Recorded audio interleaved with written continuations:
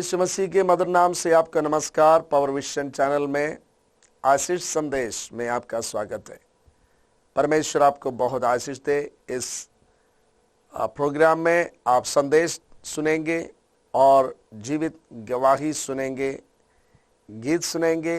ज़रूर हर बुधवार को 4:30 बजे आप इस प्रोग्राम को देखिए और परमेश्वर का अनुग्रह को पाइए।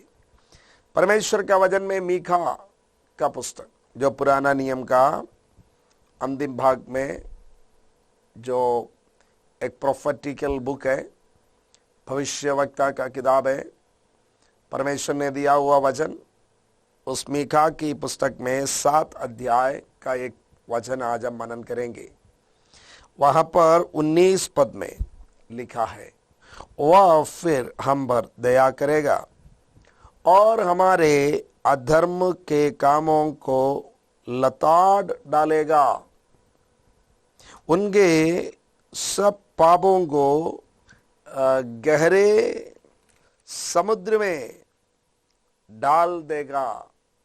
परमेश्वर का वचन अपने लोगों से कहते हैं, एक नया शुरुआत हम सब चाहते हैं ना।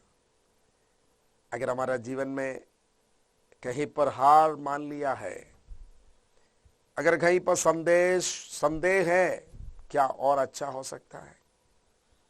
एक नया शुरुआत हो सकता है। प्यारो, ये वचन आपके लिए है। इधर परमेश्वर का वचन कहता, वह फिर हम पर दया करेगा। हमारा परमेश्वर का एक नाम है दयालु, कृपालु, ग्रेस, कृपा। क्या है कृपा? देखो, रिवॉर्ड दिया जाता है ना, अवार्ड दिया जाता है। किसको अवार्ड दिया जाता है? जो अच्छा से गाया उनको अवार्ड दिया जाता है। स्कूल्स में अवार्ड दिया जाता है किनको? जो अच्छा नंबर पाया उनको अवार्ड दिया जाता है। लेकिन कभी कभी कृपा हमारा ऊपर लोग दिखाते हैं। कृपा अवार्ड नहीं है। अवार्ड मेरा राइट है। मैंने अच्छा किया, मुझको उसके लिए तोहफा मिला। लेकिन कभी हमारे ऊपर लोग कृपा दिखाते हैं, ग्रेस, मर्सी, दया, वो दूसरी बात है। हमारा देश का राष्ट्रपति थे श्री KR नारायणन साहब। बहुत गरीब परिवार में उनका जन्म हुआ है। का पिताजी या उनका घर के लोग बहुत एक एक दिन का काम करते थे। गरीबी था। उन्होंने पढ़ाई किया और इसके बाद भारत का पहला कॉलेज में वो एडमिशन के लिए आया, CMS कॉलेज कोट्टयम। लेकिन उनके पास एडमिशन फीस भरने के लिए पैसा नहीं था। वहां के लोग उनको बता सकते थे, आप जाइए, फीस नहीं है तो आपको एडमिशन नहीं मिलेगा। लेकिन वहां पर जो सुन रहे थे प्रिंसिपल साहब, वो परमेश्वर के दास जरूर थे, कॉलेज का प्रिंसिपल भी थे।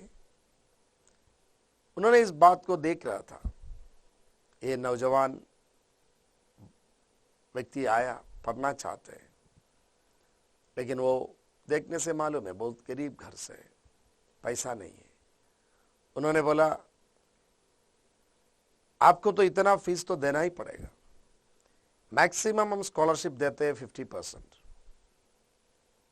लेकिन आपके पास वो भी नहीं है देने के लिए। लेकिन हम आपका फीस भरने का इंतजाम कर देंगे। उनको बाद में उधर एडमिशन मिला। वो विदेश में जाकर हमारा देश के लिए काम किया, वापस आया, हमारा मंत्री रहा और अंत में राष्ट्रपति भी रहा। वो सब के लिए जो टर्निंग पॉइंट उनका था, उस दिन वहां पर उनको मिला हुआ अवसर वो क्या था? मैक्सिमम स्कॉलरशिप वहां पर 50% देता है, वो नियम है। लेकिन वहां का प्रिंसिपल ने इनका ऊपर दया दिखाया। वो दया है, वो अवार्ड नहीं है। अवार्ड 50% स्कॉलरशिप तक सीमित है। अच्छा नंबर पाया वही है, लेकिन उन्होंने इनका ऊपर दया दिखाया। प्यारो, आज मैं और आप हो सकता है रिवार्ड कोई ऐसा हमारा खूबी के कारण कुछ मिलने के लिए हमारा योग्यता नहीं होगा, लेकिन फिर भी उम्मीद है। क्या है? दया दिखाने वाला परमेश्वर। ये आप विश्वास करिए।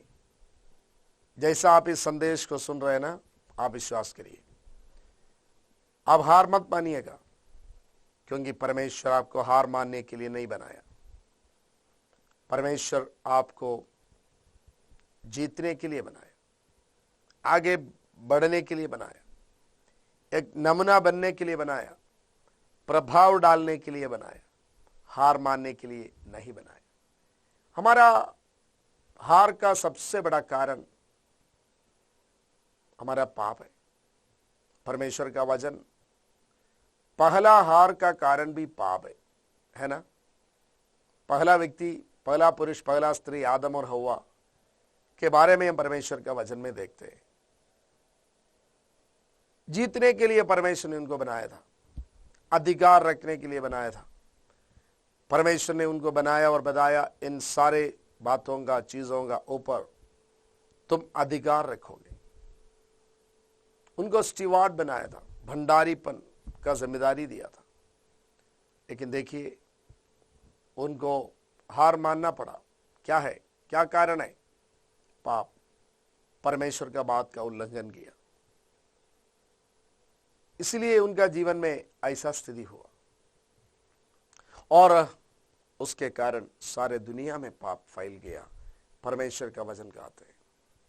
लेकिन प्यारो, आज हमारे लिए एक खुशखबरी है। खुशखबरी यह है, वह फिर हम पर दया करेगा, वह फिर हम पर दया करेगा।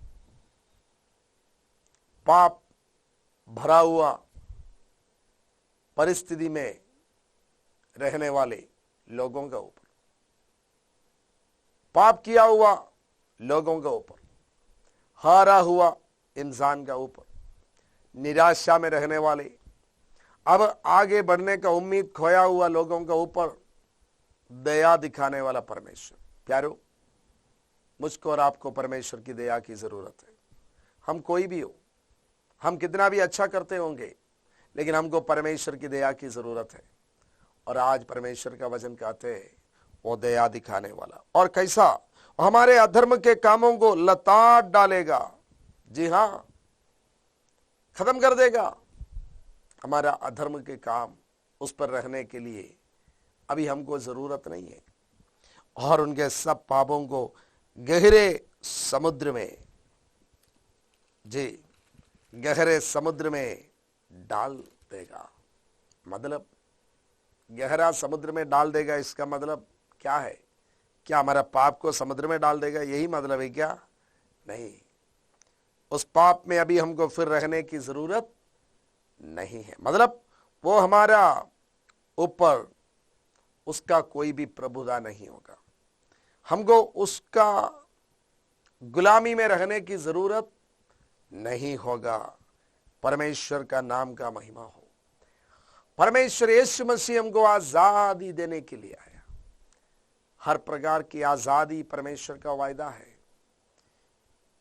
परमेश्वर का वचन कहता है, प्रभु यीशु हमको स्वतंत्र करने के लिए आया, पाप से स्वतंत्र करने के लिए, डिप्रेशन से स्वतंत्र करने के लिए, लॉनलीनेस, अकेलापन से स्वतंत्र करने के लिए, जीवन का सारे प्रकार का बंधन से हमको आजादी देने के लिए यीशु मसीह आया है। देखिए, यशायाह नबी का पुस्तक में लिखा है, उसका 38 अध्याय में लिखा है 17 पद में, देख शांति ही के लिए मुझे बड़ी कड़वाहट मिली, परंतु तूने स्नेह करके मुझे विनाश के गड्ढे से निकाला है। जी हाँ, आपका जीवन में कुछ इस प्रकार का अनुभव, कड़वाहट अगर हुआ है, याद रखिए प्यारो, उसका पीछे भी परमेश्वर का कुछ उद्देश्य है। यूसुफ के बारे में आप जानते हैं, पुराना नियम का एक व्यक्ति है। उनका जीवन में इसी प्रकार कड़वाहट की अवसर हुआ, कई साल के अनुभव ऐसा हुआ, लेकिन अंत में वो कहते हैं अपने भाई लोग उनका विरोध में काम किया, उनको कैदी बनकर जाना पड़ा, लेकिन परमेश्वर ने उनको इस्तेमाल करते हुए एक देश का प्रधानमंत्री बना दिया। तब इनके भाई लोग आए, उनको आना पड़ा क्योंकि उनके देश में बड़ा अकाल हुआ। इनके पास आना पड़ा, उनको मालूम नहीं था। बाद में जब मालूम हुआ, बहुत डर गए, अभी हमको मार डालेगा, जेल में भेज देगा, क्योंकि हमने इनके साथ बहुत गलत काम किया। तब यूसुफ ने बोला, चिंता मत करो, तुमने मेरा विरोध में सोचा, लेकिन परमेश्वर ने सब कुछ भलाई के लिए किया। प्यारे, रोमी 8 अध्याय में एक पद लिखा है, जो परमेश्वर से प्रेम करते हैं सारे बातें मिलकर भलाई को उत्पन्न करते हैं। आपका जीवन में जो कुछ होता है, आपका जीवन में जो कुछ होता है, अगर आप परमेश्वर के पास वापस आने के लिए तैयार है, सब कुछ भलाई की ओर काम करेगा। हो सकती है आपका जीवन में कुछ गलतियां हुई, कोई बात नहीं।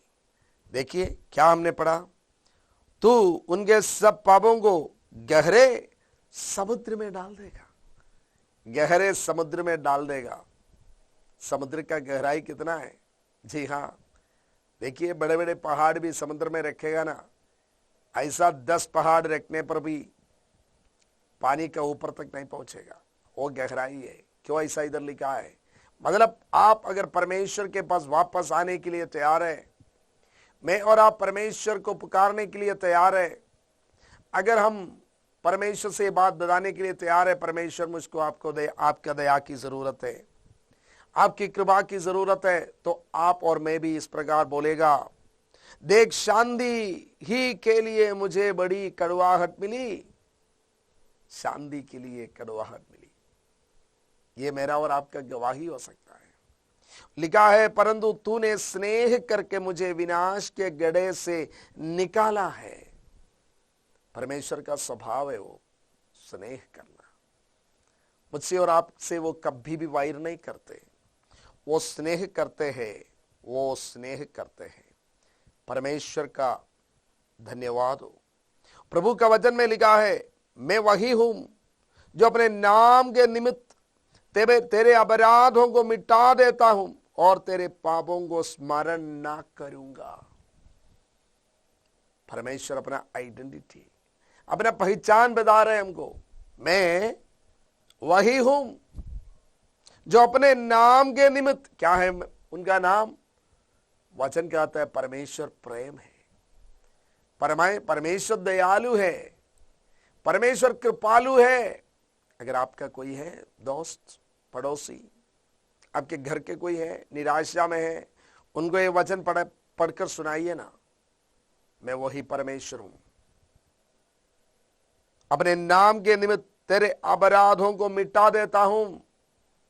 मनुष्य के सारे हार के कारण उनके अपराध है, लेकिन परमेश्वर कहते तेरे पापों को स्मरण न करूंगा। किसका पाप को स्मरण नहीं करूंगा?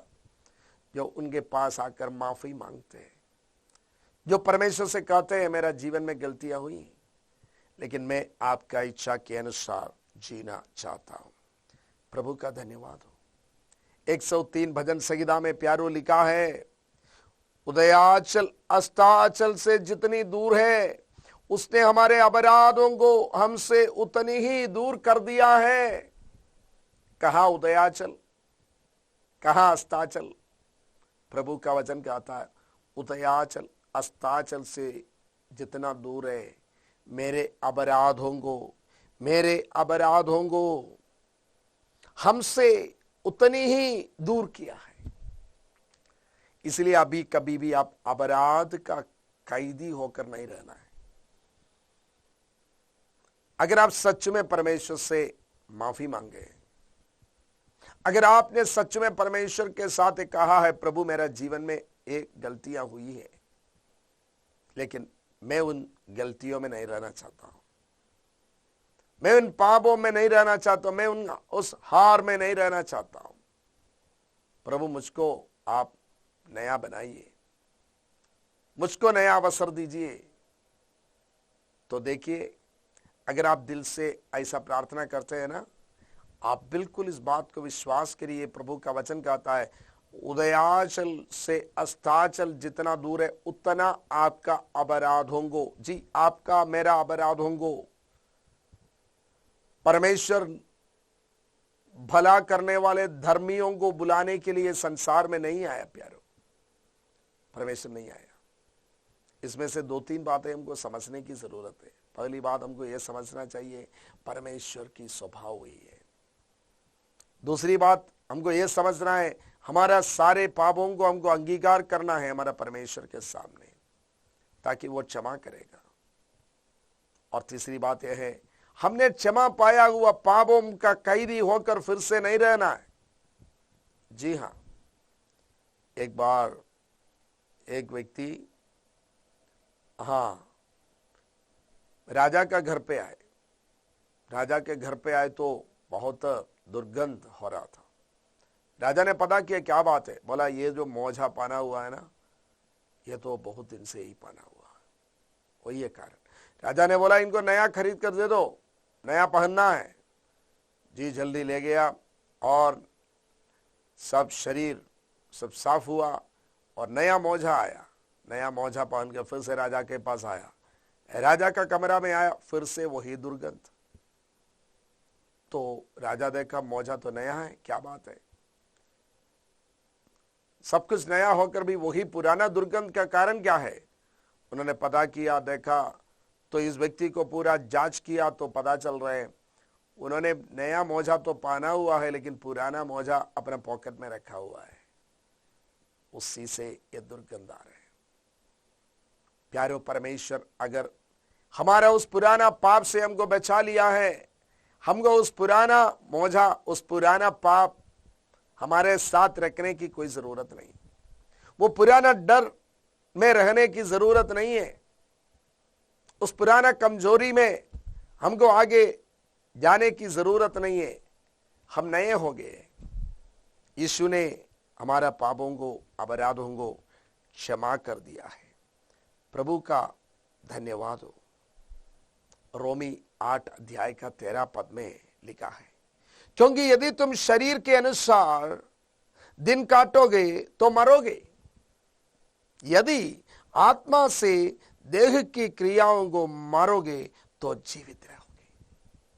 मतलब यह है, शरीर के अनुसार, शरीर की इच्छा मोह के अनुसार जिएगा तो उसमें मृत्यु है।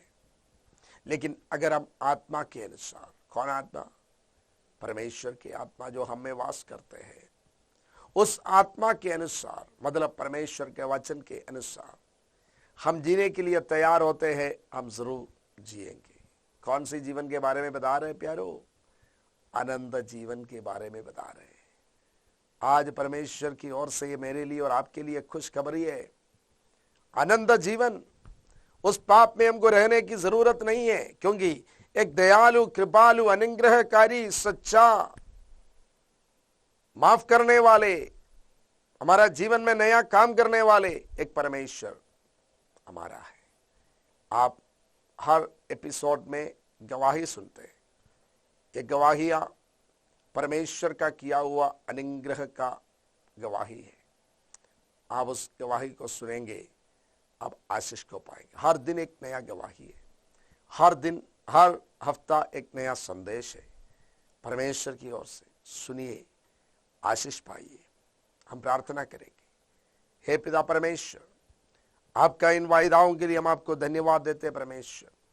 प्रभु जी, हम इस बात को विश्वास करते हैं, हम पर दया करेगा परमेश्वर हम पर दया करेगा और हमारे अधर्म के कामों को लताड़ डालेगा।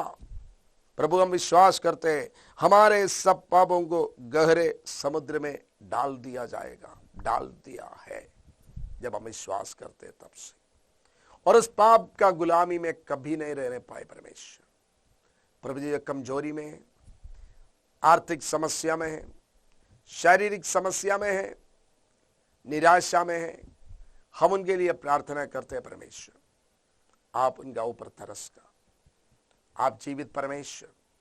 प्रभु जी ये जो प्रार्थना भी चल रहा है और हमारे साथ प्रार्थना करने वाले एक एक जन का जीवन में आप काम कर, आप तरस का, आप चंगाई दे, शरीर में, प्राण में, मन में, आत्मा में परमेश्वर आपके बुलंद हाथ में देते। परिवारों में शांति आए, व्यक्तिगत जीवन में परमेश्वर का काम हो, समस्या से गुजरने वाले लोगों का जीवन में आपका बड़ा कार्य हो।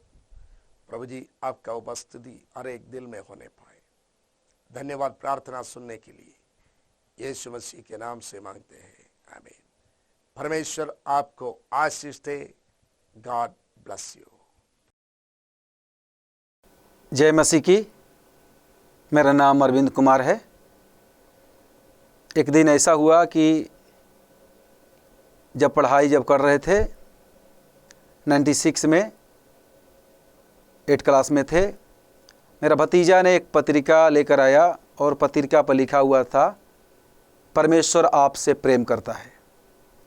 जैसे उस पत्रिका को पढ़ा मैं उस पर मेरा बहुत बड़ा गुस्सा आया, और क्योंकि हम अभी तक भगवान के नाम से जानते थे, पर इसमें लिखा परमेश्वर आपसे प्रेम करता है, उस पत्रिका को मैं फाड़ दिया। और फाड़ने के बाद मेरा मन उसमें नहीं था, और फाड़ने के बाद मैं अपना पढ़ाई कर रहे थे, पढ़ाई में अपना हम जारी रखा था। 2 साल के बाद मेरा भतीजा ने एक पास्टर को मेरा दरवाज़ा पर लेकर आया, तो क्या देखा कि वो चरपाई पर बैठे हुए हैं, और उनको जाकर मैं प्रणाम किया, क्योंकि हम लोग का गांव में जब भी कोई अतिथि आता है तो हम लोग दंड प्रणाम करते हैं। तो उन्होंने, मेरा भतीजा ने परिचय दिलाया उनके बारे में, एक पास्टर हैं। तो मैं भी पास्टर के बारे में समझा नहीं, तो बोला कि एक प्रार्थना चलाते हैं। और उसके बाद उन्होंने वो कलीसिया में वो जाना शुरू किया। उनके पीछे पीछे मैं भी गया, और क्या देखा कि 6 लोग उधर बैठ के प्रार्थना चला रहे हैं। उधर ढोलक है, खंजड़ी है, उधर का प्रार्थना मुझको अच्छा नहीं लग रहा है।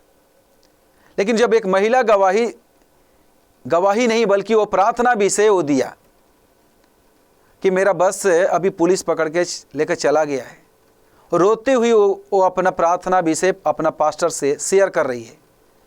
पास्टर ने उधर बोला, उनको सांत्वना दिया, बोला भी कि आपका बस के लिए हम लोग प्रार्थना करेंगे, बस आपका छूट जाएगा।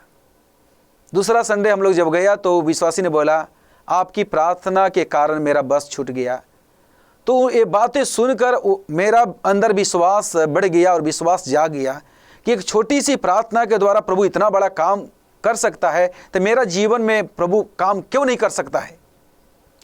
और मेरा विश्वास मजबूत हो गया, और पास्टर जहाँ जहाँ प्रचार के लिए जाते थे वहाँ हम लोग भी साइकिल से उनके साथ, उनका साइकिल पर बैठकर, एक ही साइकिल था, उनका साइकिल पर बैठकर हम भी जाते थे प्रचार के लिए। और कहीं कहीं गांव में हम लोग रात में हम लोग सत्संग चलाते थे उनके साथ। ये सब सत्संग और उनका भोजपुरी गीत, खासकर मसीही गीत सुनकर मुझे बहुत विश्वास बढ़ गया, और उसी के पीछे चलने के कारण फिर 2 साल के बाद मैं प्रभु को उद्धारकर्ता के रूप में, एक सच्चा प्रभु को जब जाना, सच्चा परमेश्वर को उद्धारकर्ता के रूप में मैं ग्रहण किया।